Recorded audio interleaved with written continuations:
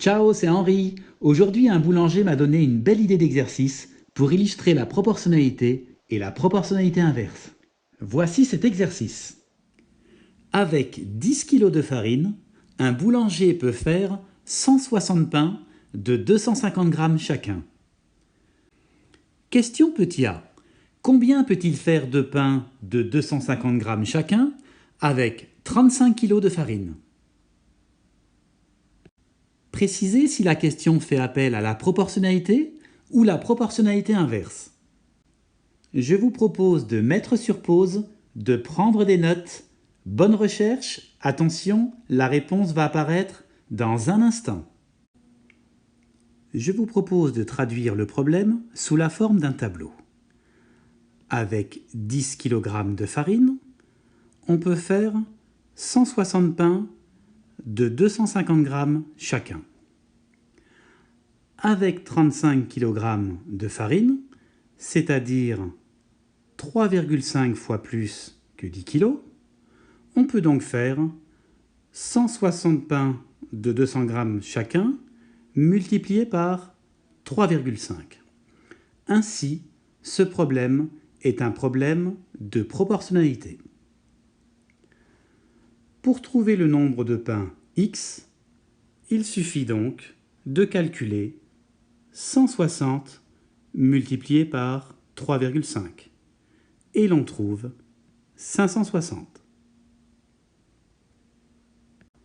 En conclusion, avec 35 kg de farine, le boulanger pourra faire 560 pains de 250 g chacun. Voici la question suivante.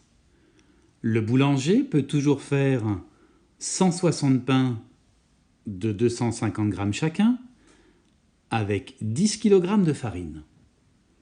Voici la question petit b.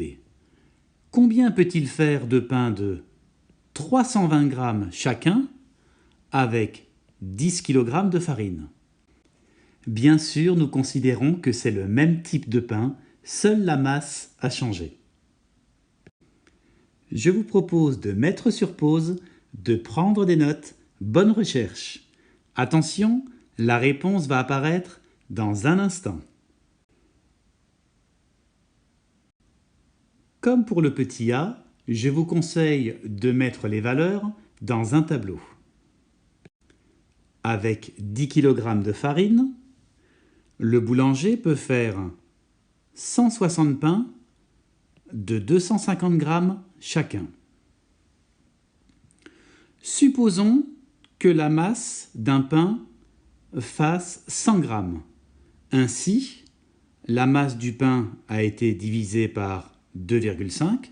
Donc, avec 10 kg de farine, le boulanger pourra faire beaucoup plus de pain que 160. À vrai dire, il pourra en faire 2,5 fois plus. Ainsi, la masse d'un pain a été divisée par 2,5, alors que le nombre de pains a été multiplié par 2,5. Nous sommes donc en présence d'un problème qui utilise la proportionnalité inverse. Ainsi, pour une masse de 320 g, par rapport à un pain de 100 g, la masse a été multipliée par 3,2. Ainsi, le nombre de pains que l'on peut faire va être divisé par 3,2. Et on trouve un nombre de pains égal à 125. En conclusion, avec 10 kg de farine, le boulanger pourra faire 125 pains de 320 g chacun. J'espère que vous avez tous très bien compris. Maintenant, on peut se laisser à rêver à d'autres horizons. C'était Henri, je vous dis à bientôt.